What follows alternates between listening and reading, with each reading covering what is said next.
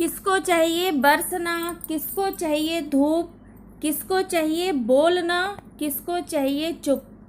चंद कुछ लाइन्स ही तो हैं, पर ऐसी कुछ एक पंक्तियाँ जो जीवन बदलने के लिए काफ़ी हैं। ऐसी कुछ एक पंक्तियाँ जो आपको ये समझा पाती हैं कि ज़रूरत से कम की प्राप्ति किस तरह फ्रस्ट्रेशन बन जाती है और ज़रूरत से ज़्यादा की प्राप्ति किस तरह अति बन जाती है।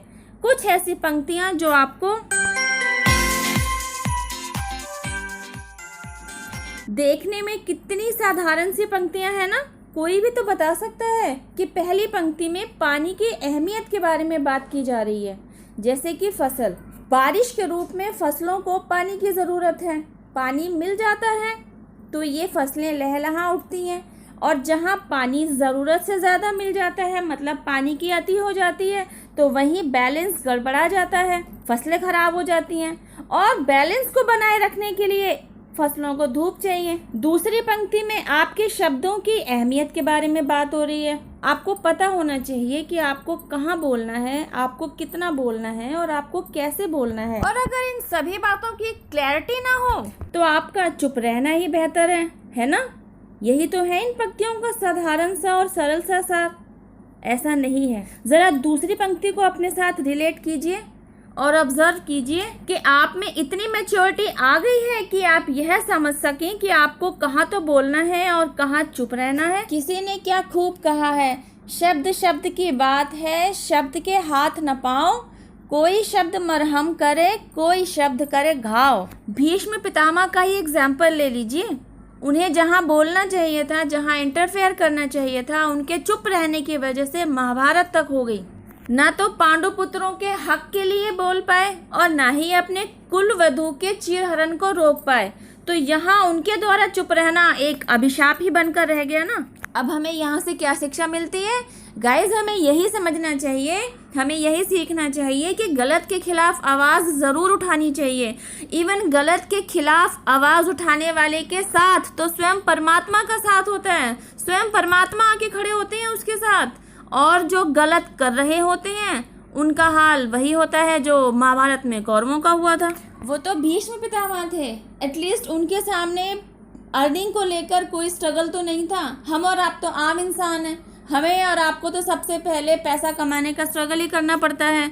अब इसके ऊपर हमें ये प्रॉब्लम फेस करनी पड़ जाए कि हमें ये क्लैरिटी ही ना हो कि कहाँ बोलना है, कब बोलना है, कैसे बोलना है और कितना बोलना है, और हम इसे शब्दों के चक्रव्यूह में फंस जाते हैं।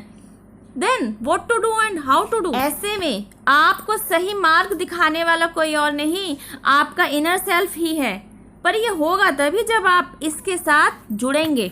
दूसरों का मुंह देखने के बजाय, दूसरों का साथ मांगने के बजाय अपने इनर सेल्फ का हाथ पकड़िए ना, अपने इनर सेल्फ के साथ जुड़िए ना। फिर देखिए कैसे खुद ब खुद रास्ते की धुंध हटती चली जाती है, क्योंकि यह जर्नी तो आपकी सोल की ही है। उसने तो बस आपके नाम का कॉस्ट्यूम पहना है। तो जिसकी जर्नी है उसी के साथ जुड़िए ना, फिर देखिए मंजिल तक किस तरह पहुंचते हैं। यू नो व्हाट, जब आप अपने सेल्फ के साथ जुड़ते हैं ना, तो आपको उन सिचुएशंस को हैंडल करने की क्लैरिटी मिलती है। जिन सिचुएशंस को हैंडल करने में अब तक आपको क्लैरिटी नहीं मिल रही थी, अब तक आप बार बार उलझ रहे थे। सपोज आपका कोई अपना ही आप पर उंगली उठा रहा है, तो आपको इतनी समझ आ जाती है कि आपको उस उंगली का जवाब कैसे देना है। आप इतने मैच्योर हो चुके होते हैं कि आप इजीली समझ पाते हैं आप पर उंगली उठाने वाले के साथ आपका कोई कार्मिक अकाउंट है। वह अपना काम कर रहा है, आप अपना काम कीजिए। मतलब वह आपको झूठा कह रहा है, तो आप अपने आप को सच्चा साबित कीजिए। अपनी सच्चाई को सामने लाने पर फोकस कीजिए, बजाय इसके कि आप उसके अगेंस्ट अपने दिल और दिमाग में कोई बैर पाल लें। भाई वो आपको झूठा कह रहा है, आप अपने आप को सच्चा साबित कीजिए और आगे बढ़ जाइए। उसके बाद उस इंसान के बारे में ना सोचिए, ना उसके बारे में कुछ याद कीजिए, कट ऑफ कर दीजिए, लेकिन अपनी क्लैरिटी ज़रूर देकर आइए। और एक बात बताऊं, जब आप अपने सेल्फ के साथ जुड़ चुके होते हैं ना, तो आपको इतनी समझ भी आ जाती है कि जब कोई आपके खिलाफ षड्यंत्र रच रहा होता है ना, तो आपको वहाँ से भागना नहीं है, क्योंकि आप यह जानते हैं कि अगर आप यहाँ से भागे तो इसके पीछे का जो सबक है ना, उसे आप सीखने से वंचित रह जाएंगे। तो आपको पता होता है यह सिचुएशन आपको कुछ सिखाने के लिए ही आई है, तो आप वहाँ से भागते नहीं हैं, आप वहाँ खड़े रहते हैं और उस सिचुएशन का डटकर सामना करते हैं, उस सिचुएशन के साथ डील करते हैं, उसे हैंडल करते हैं, उस सबक को सीखते हैं और फिर आगे जाते हैं। आप यह भी समझ चुके होते हैं कि जब तक आप उस सिचुएशन के पीछे का हिडन सबक सीख नहीं लेंगे, तब तक कोई ना कोई सिचुएशन इसी सबक को सिखाने के लिए नया नया रूप लेकर आपकी लाइफ में आती ही रहेगी। तो बेटर है अभी जो सिचुएशन आपके सामने आई है उसके साथ डील कीजिए। ऐसे ही ना जाने कितनी सिचुएशंस के साथ डील करते करते आप सीख चुके होते हैं कि आपको अपने ऊपर कितना काम करने की ज़रूरत है, आपको कब कहाँ बोलना है, आपको कितना बोलना है, आपको कैसे बोलना है, इवन आपको कहाँ चुप रहना है। आज की सबसे बड़ी असमंजस यही है कि अपने आप को साबित करने के चक्कर में हम और आप सभी अपने अपने रिश्तों की खूबसूरती को खोते चले जा रहे हैं।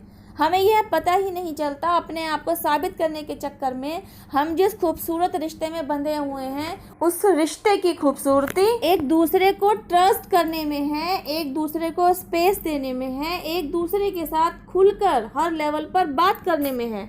शब्दों की अहमियत को ही ना समझ पाने की वजह से शब्दों में अनियमितता आ जाती है और इसी की वजह से बड़े, मजबूत से मजबूत, पक्के से पक्के, गहरे से गहरे, पुराने से पुराने रिश्ते तक टूटने में टाइम नहीं लगता।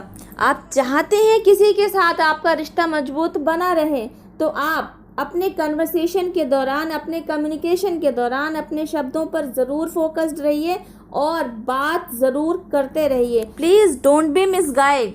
स्पेस देना मतलब एक दूसरे से दूर जाना नहीं है। स्पेस देना मतलब जिन बातों को लेकर बार बार दो लोगों के बीच में डिफरेंसेस पैदा हो रहे हैं, उन्हें बार बार रिपीट करने पर विराम लगाइए, वहाँ रोक लगाइए। तब तक न केवल आपको सिचुएशन को रीएनालाइज करने का मौका मिलेगा, इवन आप दोनों की एनर्जीज भी डाइवर्ट हो चुकी होंगी, मतलब माहौल बदल चुका होगा। गाइज, एक्चुअली छोटी छोटी बातें ही डिफरेंसेस क्रिएट करती चली जाती हैं और आगे जाकर तिल का ताड़ बन जाया करती हैं। तो जब आप अपने सेल्फ के साथ जुड़ चुके होते हैं ना, तब आपको क्लैरिटी मिल जाती है कि आपको किसी मुद्दे को सुलझाने की ज़रूरत है या उस मुद्दे को लेट गो करके आगे मूव ऑन कर जाने की ज़रूरत है। तो बस क्लैरिटी को हमेशा के लिए अपनी लाइफ में एंट्री देने के लिए अपने सेल्फ के साथ जुड़ जाइए।